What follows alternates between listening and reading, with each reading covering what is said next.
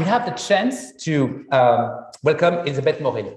Just before, I just want to tell you that, of course, we are in a COVID situation, and we took the measure in order to make sure that we are without any mask, but we took all the constraints and everything that we need, or it is required to make sure that we can do it without mask.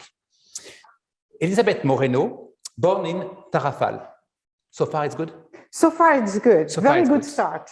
Cape Verde. Elisabeth Moreno is Minister Delegate to the Prime Minister in charge of equality between women and men, diversity, and equal opportunities. She holds a master's degree in business law and an executive MBA from a brilliant business school. ESSEC Business School, basically. Indeed. Indeed. and Mannheim, actually, business school in Germany. She completed her training at the École nationale de la magistrature to become a consular judge. Elisabeth Moreno has spent most of her professional careers in business. In 1990, she co-founded a company specializing in thermal rehabilitation. She then joined France Telecom to manage the SME division in the southern region of Paris. In 2000, she joined the Dell Group, where she held successive positions, and she joined Lenovo Group, so electronics and computer companies, in 2012. 2015, she has been appointed president and CEO for France. Committed woman, she is also involved in associations working for education, inclusion, and professional diversity.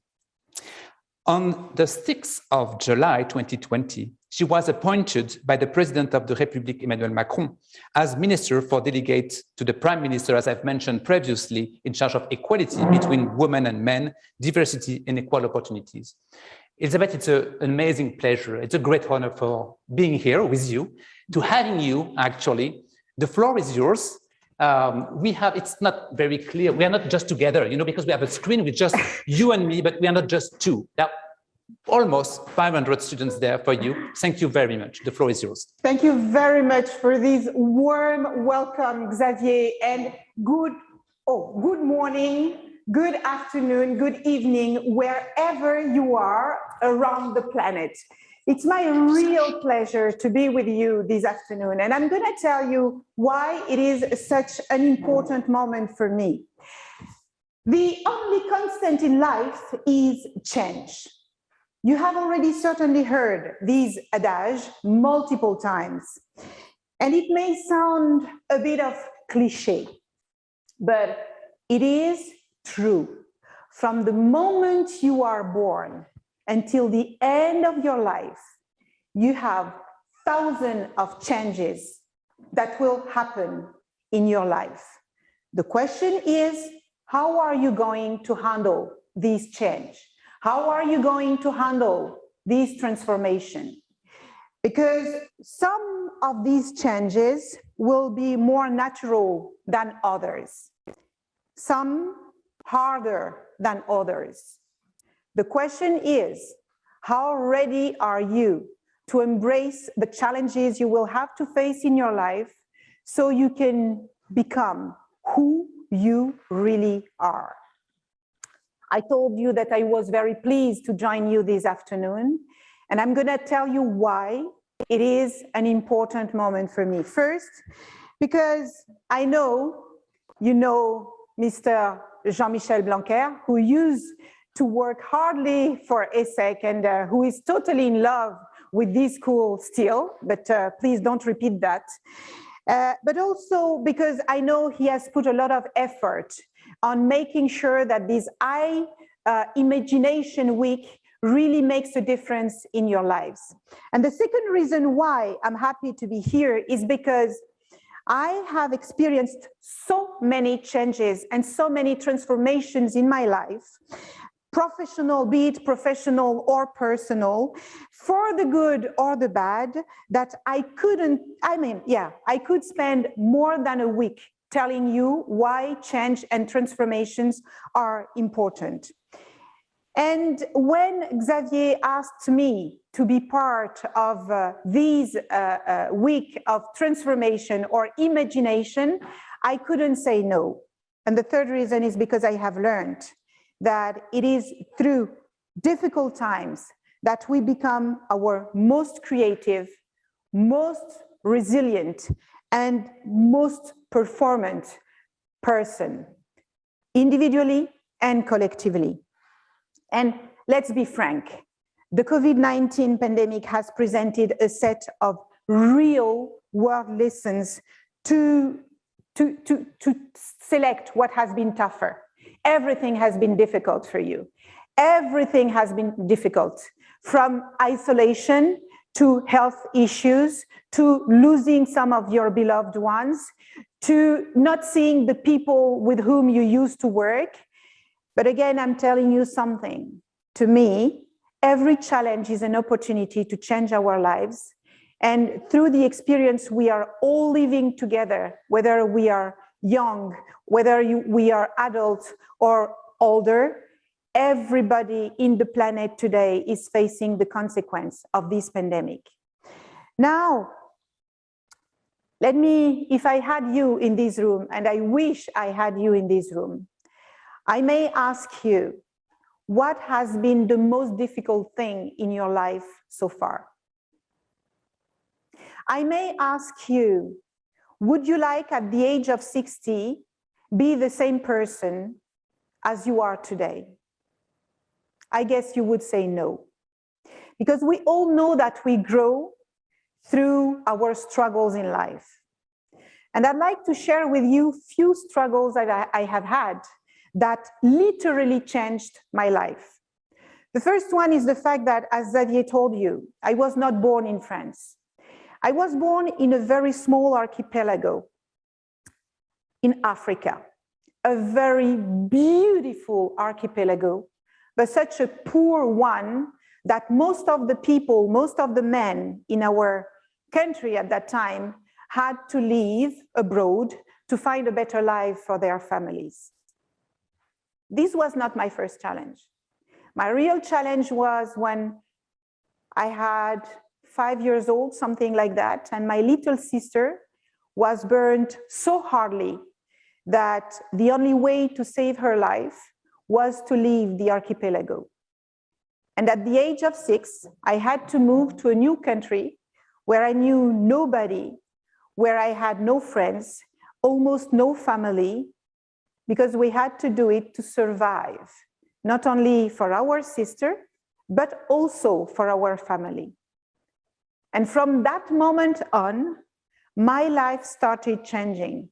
Not only my life, the life of my family started changing. I had to learn a new language.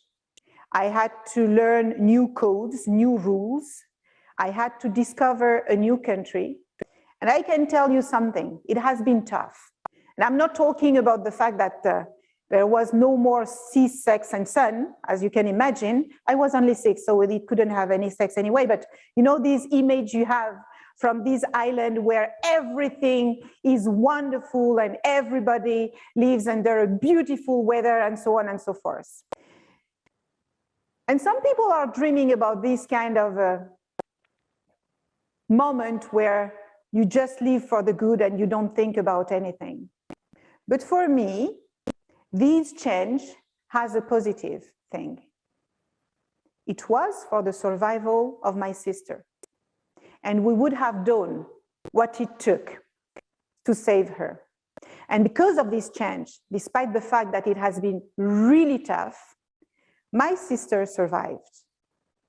I could go to the better schools than I would have had in Cape Verde. I could meet with people that I would have never met in my life. I could learn a new culture. I could live with different people. And despite the difficulty of this change, my life has completely transformed. Sometimes I wonder what would have happened if I would have stayed in Cape Verde. Maybe I would have enjoyed the sea, sex, and sun philosophy, but maybe I wouldn't be the person I am today. And I want you to know that any difficulty you may face in your life can bring you beautiful things. Sometimes the journey is very, very, very long. Sometimes it will take you a lot of time to understand what this challenge may bring as an opportunity. But believe me, every struggle in life can bring you a beautiful opportunity for a positive change. I grew up in this beautiful country called France, the 7th largest economy in the world. I studied, and I studied very hard because, as I told you, I was born in a very humble family. And I decided to study law because I wanted to defend the people that couldn't defend themselves. Because I was very, very sad to see all the injustice in our world. And I thought that I would become a lawyer. Actually, I worked as a lawyer only for 2 years because I realized that as a lawyer, you cannot choose the people or the cause you may defend. You are obliged to defend all the people that come to you, whether they are right or wrong. And this principle was tough for me. So I decided to change. And I changed from a young lawyer career to a business entrepreneur. And I I founded my first company when I was 20 years old. It was an amazing experience. That's the moment of my life where I learned what business means, what leadership means, and what carrying a common project for a collective project meant. I have learned to work and to become not only a lawyer, but an accountant, a leader, a negotiator. I learned everything from that experience. And it was an amazing transformation in my life. And I was not prepared to that, but I learned and we grew.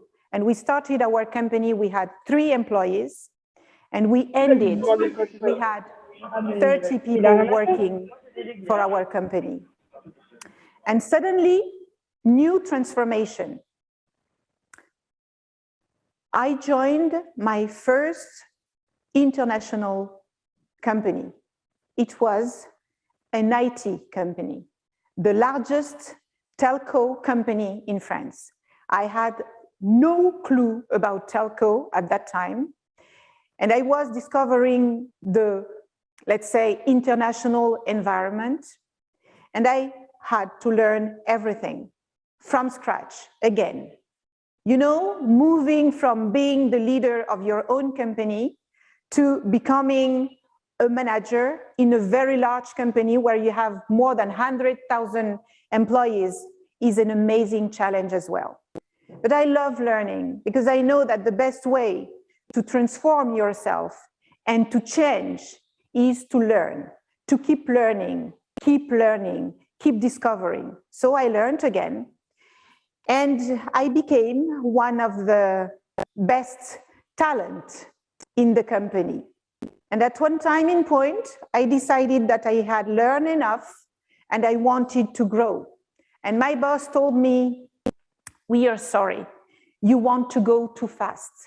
Take your time, don't rush, and see all the people who've been here for years and who have not progressed as you did in a few years in our company. Be patient." And I was like, okay, I'm gonna be patient, but not too much. I'm not the kind of person who is patient for a long time. And one day, my boss called me and he said, "Look, I cannot promote you as you wish in our company, but I have heard about an opportunity in another company that may suit you perfectly well." And I was like, no, I don't want to move any longer. I feel good in this company. Why do you want me to move? I just wanted to be promoted. And he said, "You will not get the promotion you want here. Take your courage on hands and move on." I did it because I trusted him. He knew me and he knew who I was. And I joined Dell. Dell was the leader in the IT sector at that time. And I started with them. The only thing I knew about technology was Word and Excel. So you can imagine when you become a leader of you become a manager working for the largest tech company around the planet. You have to learn again and learn fast and be humble and restart your journey in a new environment. That's all about change and transformation. I learned and I started from the very, very basic management position, and I ended as an executive manager for Europe, Middle East, and Africa. The journey has been tough. I'm not going to lie to you. It has been super tough because you can imagine the kind of competition you have to face in this international environment, and particularly when you have not studied in this environment.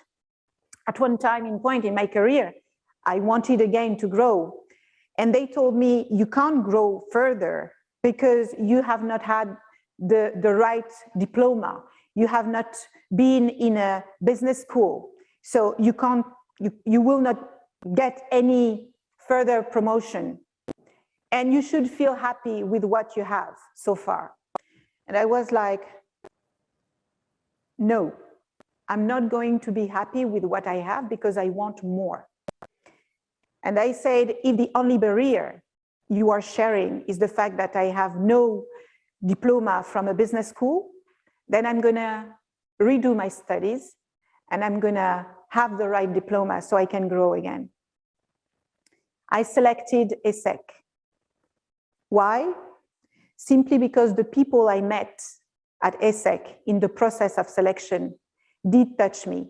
They didn't touch my mind or my brain. They didn't mention to me that they were the best in the world. They didn't tell me that I would win thousands of dollars when I would leave them. They just told me, we want to help you to become who you want to be. And this was sufficient to me to join ESSEC. And I did my executive MBA. I was 33 years old. I was married, I had a child. It has been a terrible experience in the positive and the negative.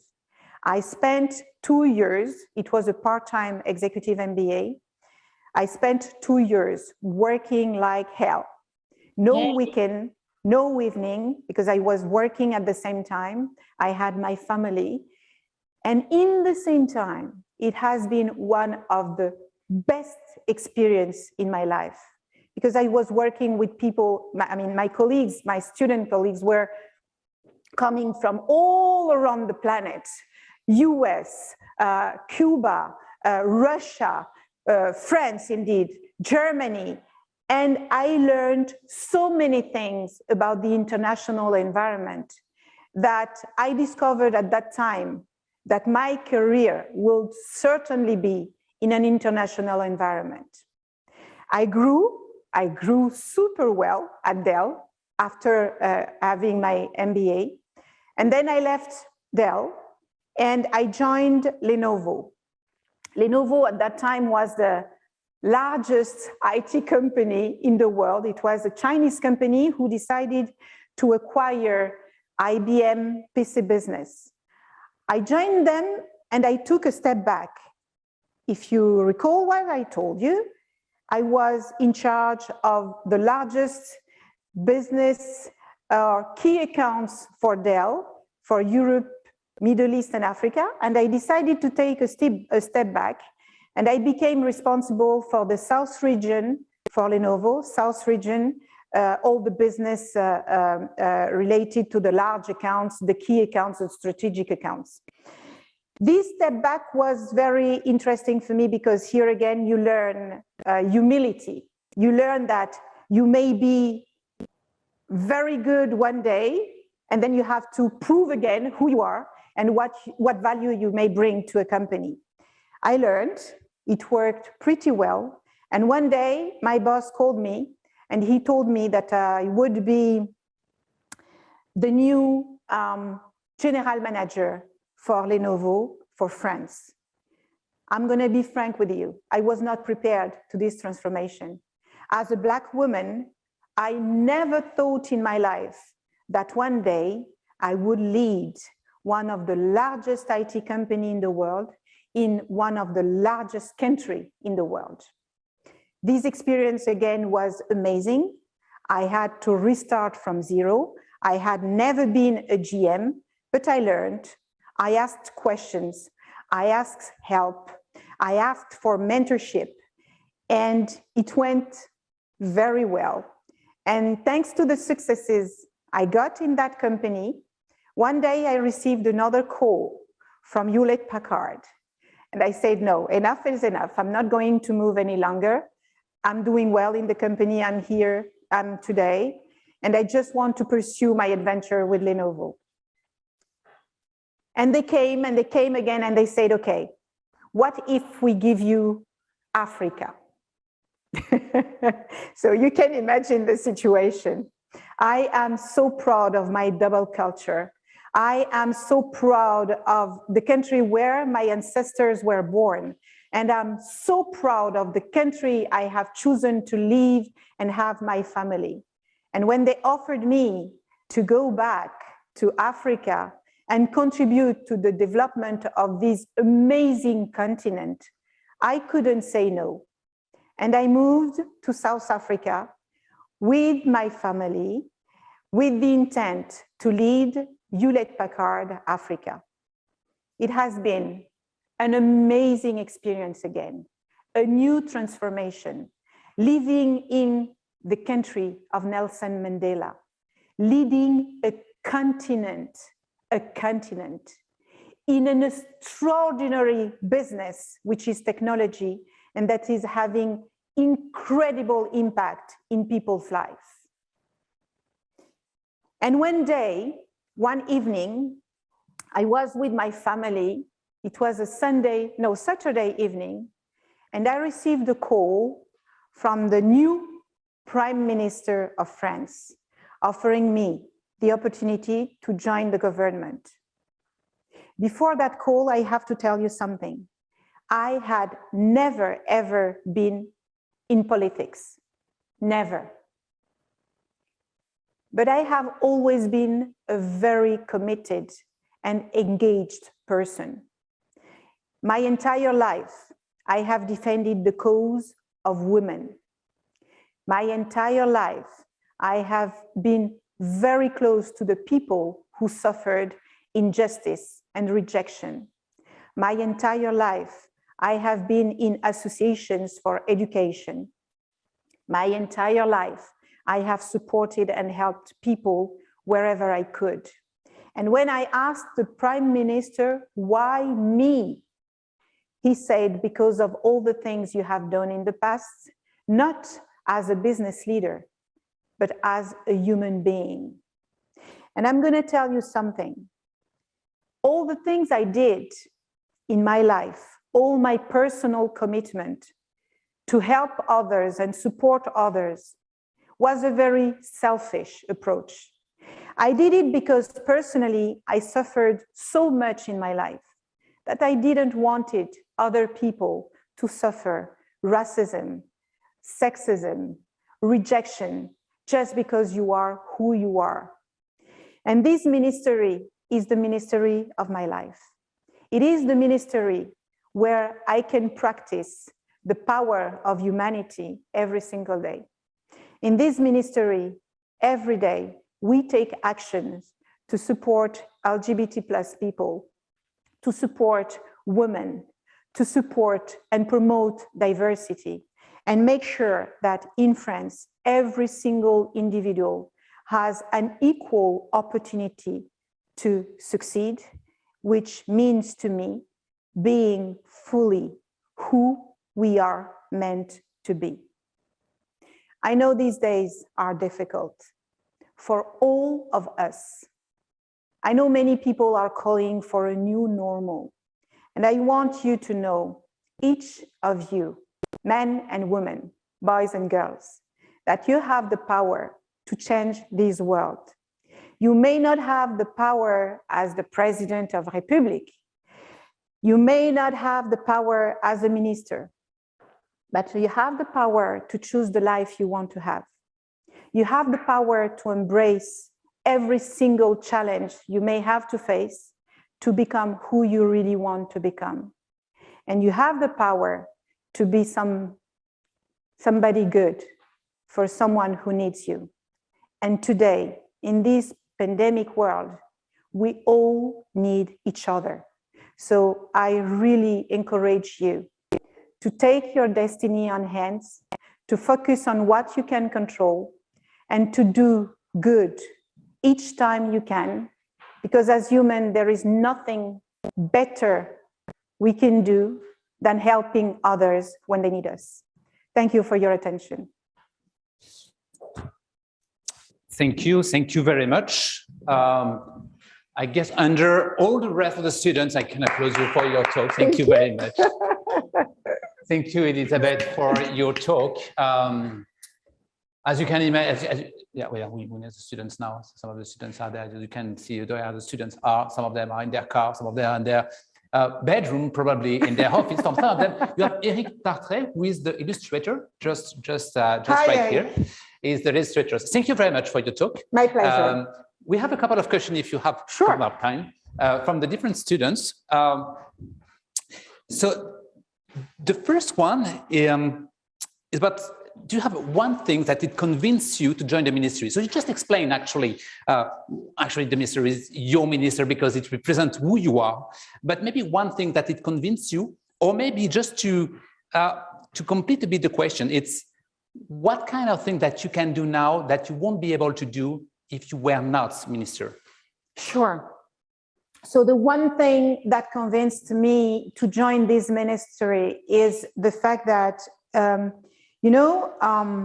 a business leader, you have a limited impact to do good in people's lives. I was working for one of the largest companies in the world, but I was just working on the technology world, and I was seeing so many people suffering, and I felt, how to say that, you see what's wrong in the planet. When you speak to the young people and they tell you, oh my God, we want to fight against injustice. We want to fight against racism. We want to fight against LGBT phobia.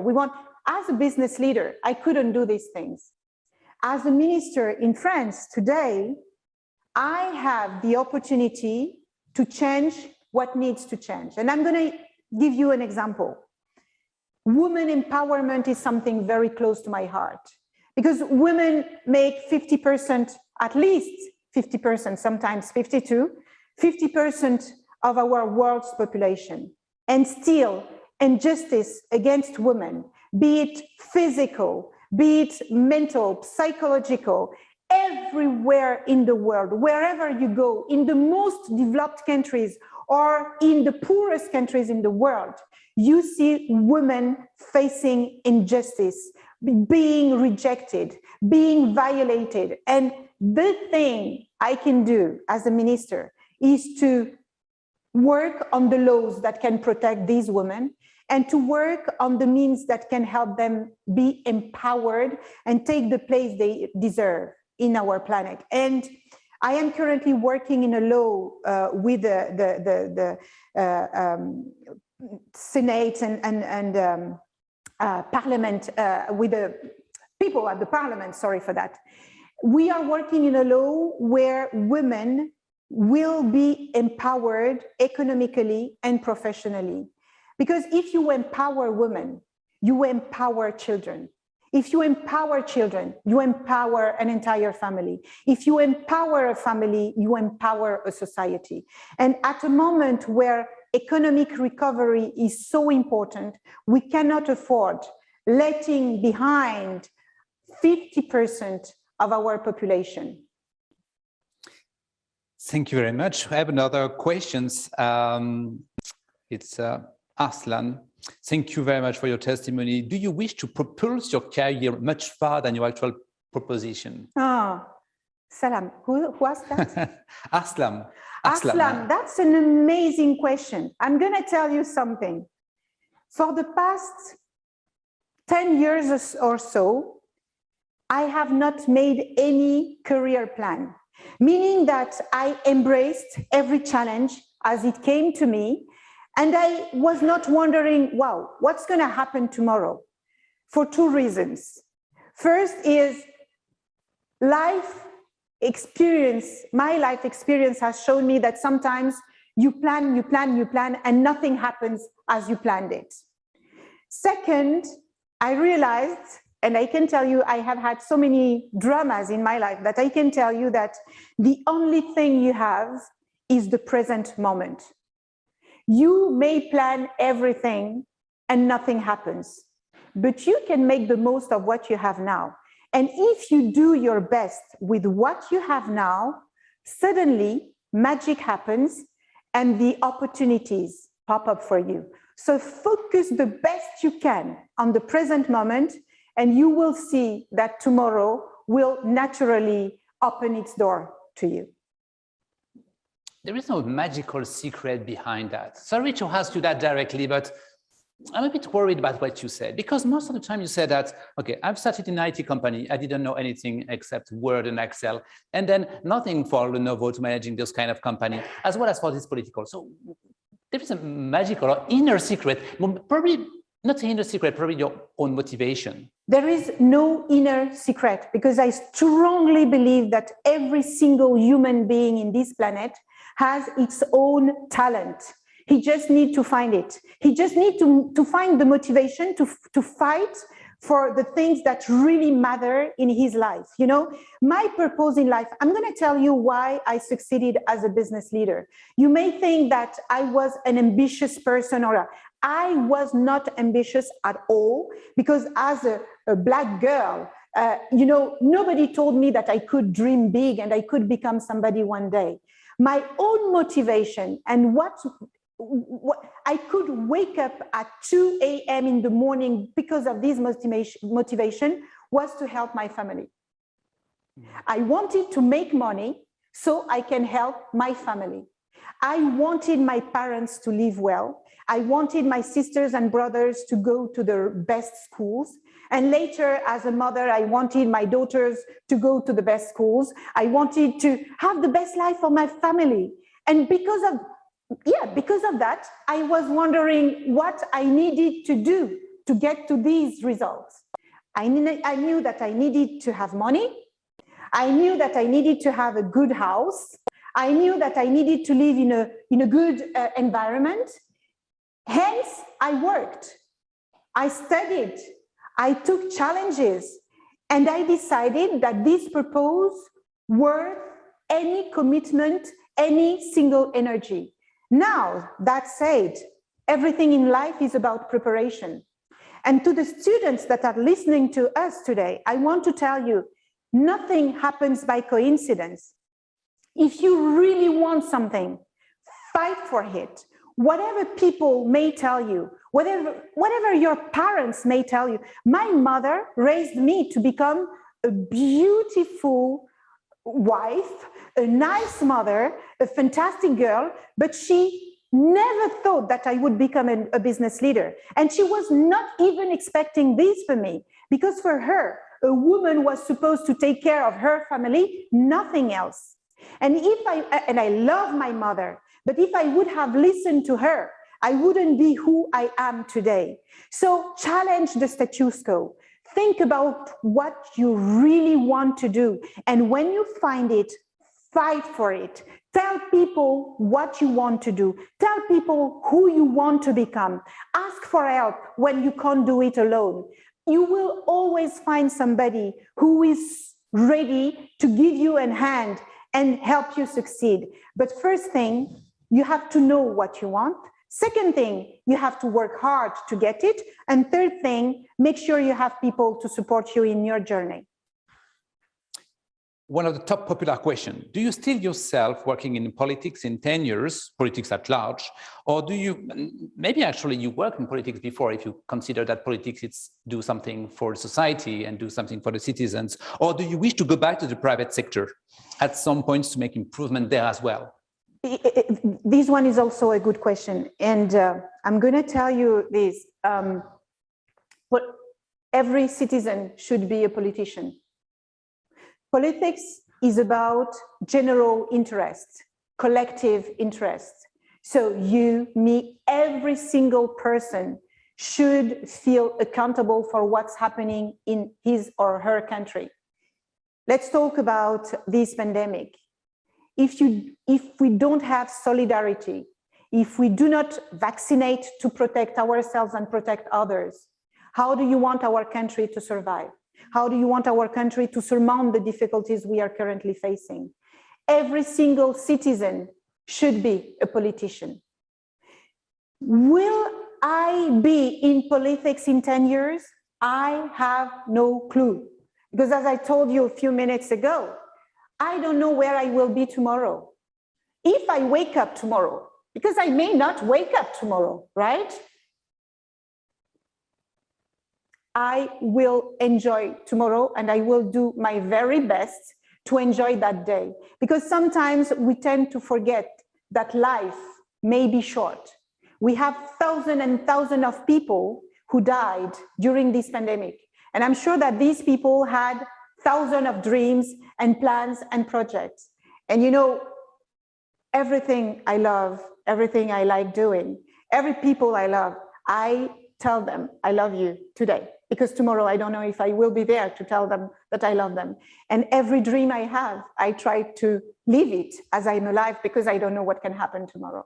So where will I be in 10 years? I have no clue. I have another question, interesting question. It's, and to be honest with you, we had an opening conference a couple of years ago with Cécile Duflo, and I had the same question actually. Have you experienced gender inequalities when you started in politics? And she replied about this question, and she said that it was really tough, and she started to have hard skin. I was wondering for you. I have faced sexism in every path of my life, in my personal life, in my professional life, in business, in politics. Now, as I used to say, politics is a word made by men for men.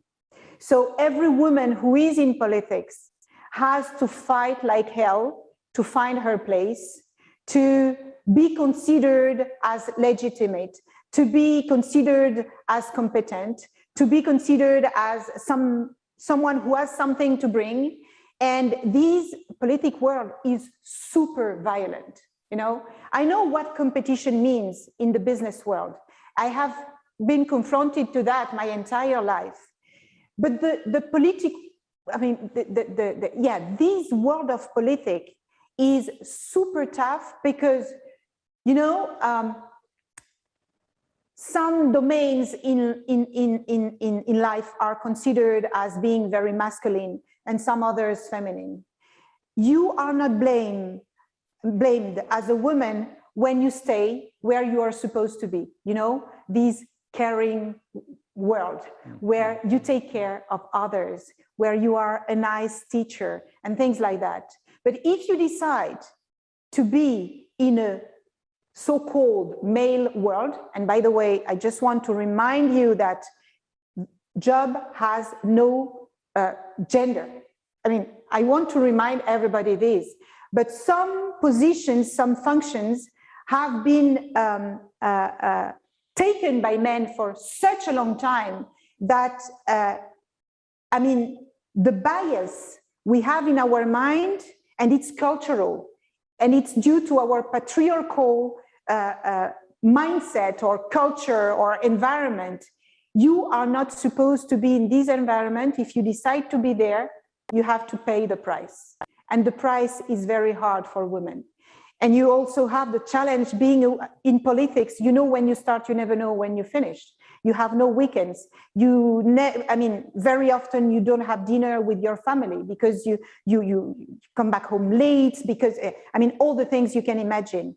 And when you want to have a family, and this was the case for me, I didn't want to have a compromise between my life as a woman, as a lover, as a mother, as a sister. I wanted to have it all. So it has always been a tough balance for me to protect my personal needs and my personal things and my professional ones.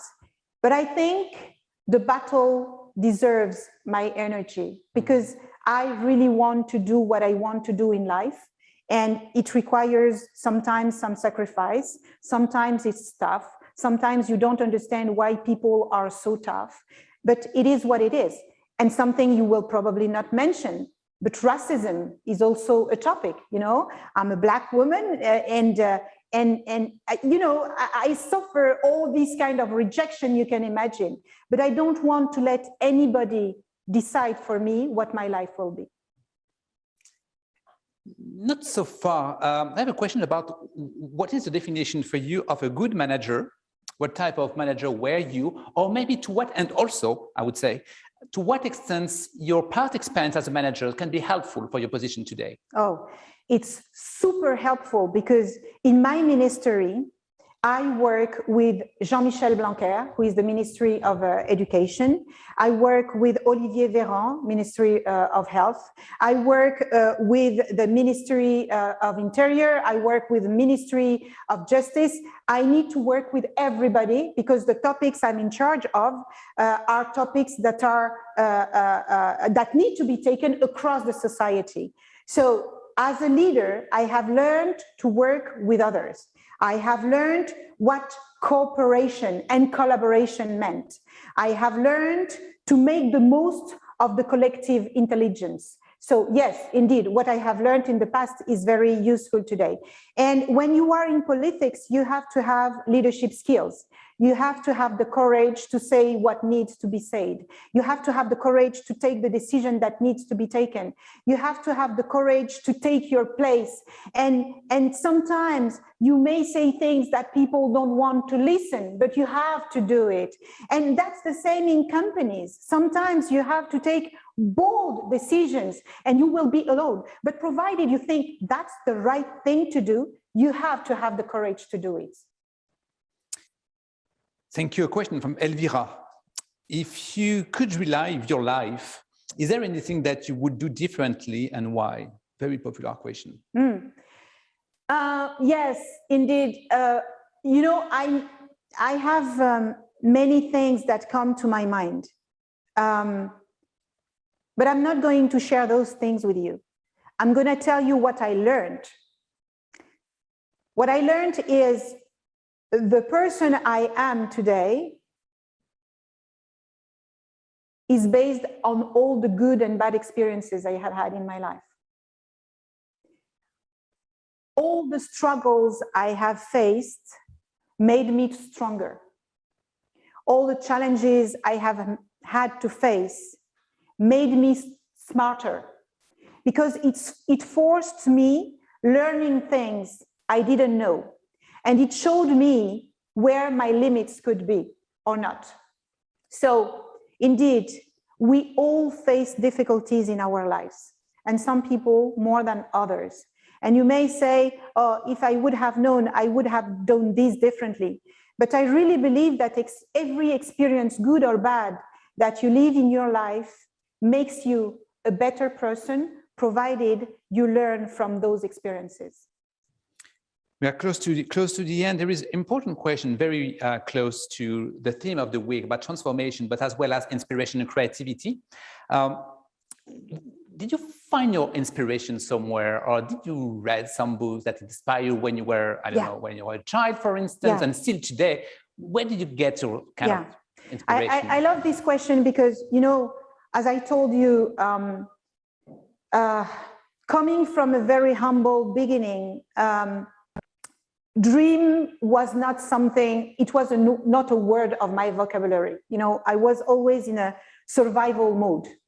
And I strongly believe that role models are very, very, very important in people's life, because role models are the ones who show you that things are possible. Whatever you think, whoever you are, things are possible. I have two role models, Simone Weil and Nelson Mandela, amongst many others. And I read everything I could find about Nelson Mandela and Simone Weil and Amilcar Cabral and Kulthum and so on and so forth. Because these people, whether I saw them on television, on books, or on videos or whatever. And internet is a fantastic thing for that. On internet today, you can find so many people, so many books, so many things that can inspire you. I could learn a lot from those people. And there is no innate inspiration. You find inspiration around you. I can find inspiration on my kids. I see them doing things that I wouldn't have been courageous enough to do in my early age. I meet people who have less responsibilities than I have as a minister, but these people teach me something about life that I'm not aware of. So provided you are ready to learn from books, from people, from video, whatever you do, keep learning. That's the best way to grow. That's the best way to become the best in the topic you want. And that's the best way to discover your power. Keep learning. Never stop learning. Whatever tool you use to learn, use it. That's the best way to become the best version of yourself. Maybe last questions, which experience, the popular question as well, which experience, careers that you had, you would pick because this one changed drastically your life? You can reply all of them. You have to choose.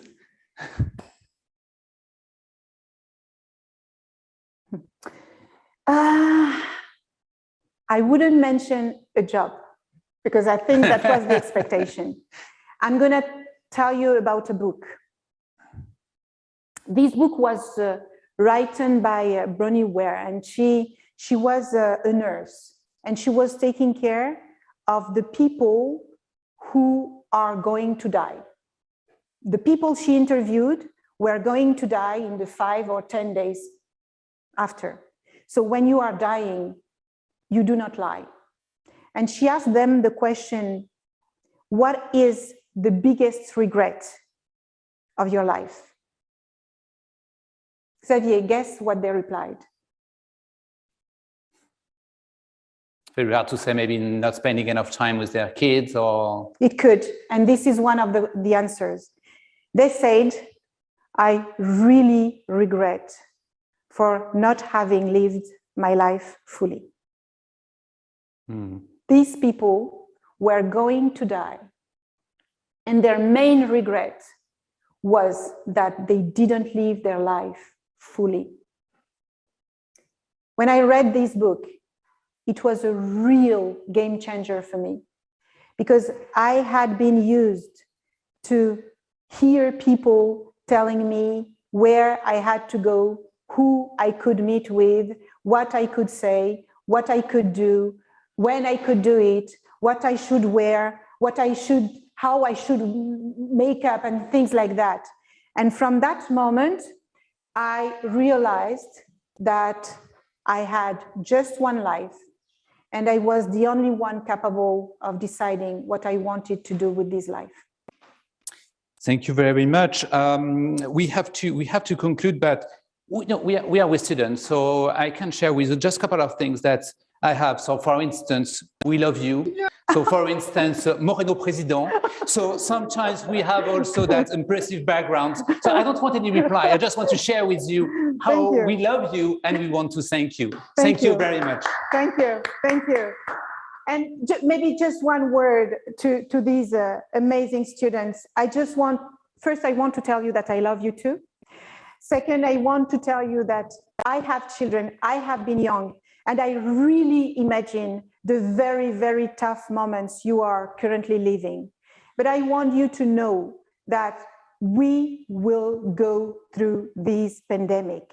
As I told you at the beginning of my speech, change is a constant.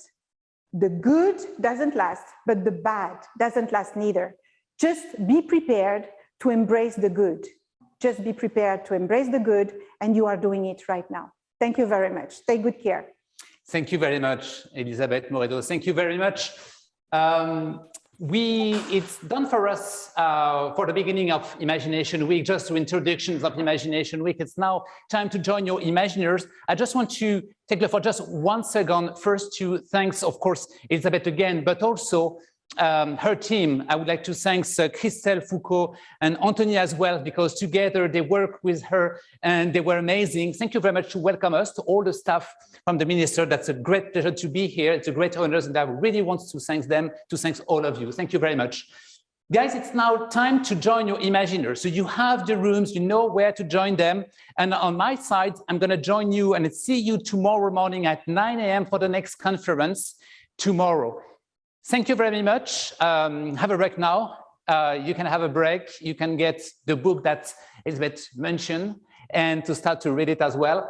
But on our side, see you tomorrow. Thank you very much.